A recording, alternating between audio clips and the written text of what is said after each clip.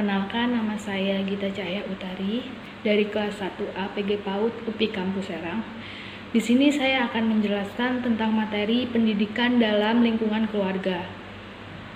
Video ini dipersembahkan untuk memenuhi tugas mata kuliah pedagogik dengan dosen pengampu Ibu Liza Susanti, SPD MSI. Yang pertama yaitu pendidikan dalam lingkungan keluarga.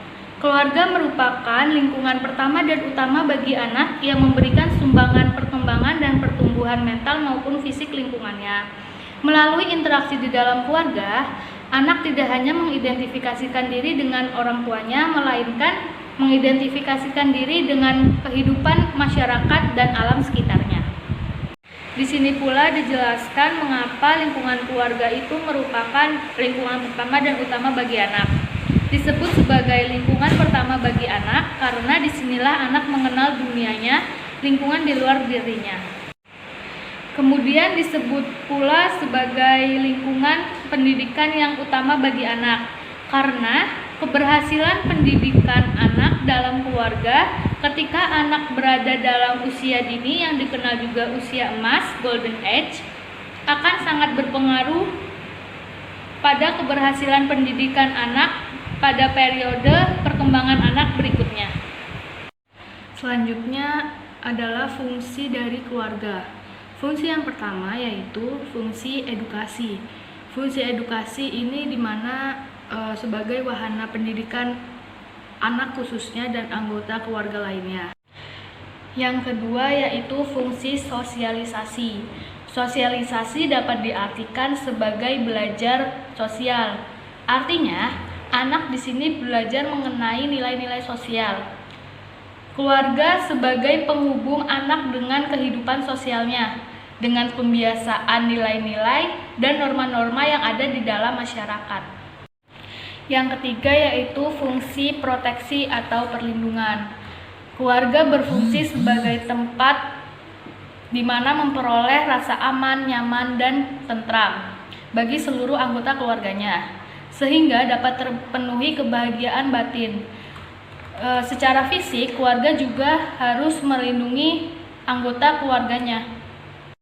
Yang keempat yaitu fungsi afeksi atau perasaan. Fungsi afeksi mendorong keluarga sebagai tempat untuk menumbuh kembangkan rasa cinta dan kasih sayang antara sesama keluarga dan masyarakat serta lingkungannya. Yang kelima yaitu fungsi religius.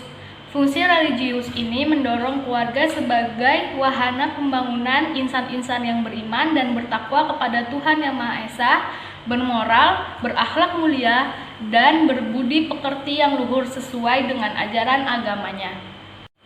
Yang keenam yaitu fungsi ekonomi.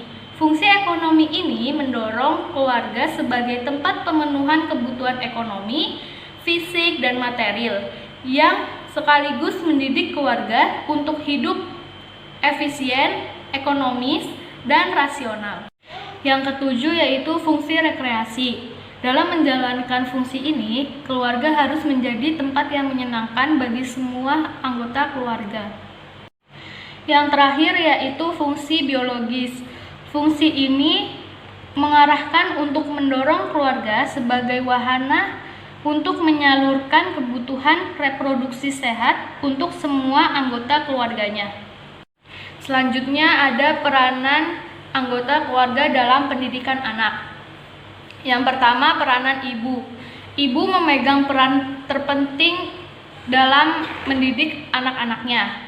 Menurut Ngalim Purwanto, dijelaskan bahwa peranan ibu sebagai berikut. Yang pertama, sumber dan pemberi rasa kasih sayang. Yang kedua, pengasuh dan pemelihara. Yang ketiga, tempat mencurahkan isi hati. Yang keempat, pengatur dalam kehidupan berumah tangga.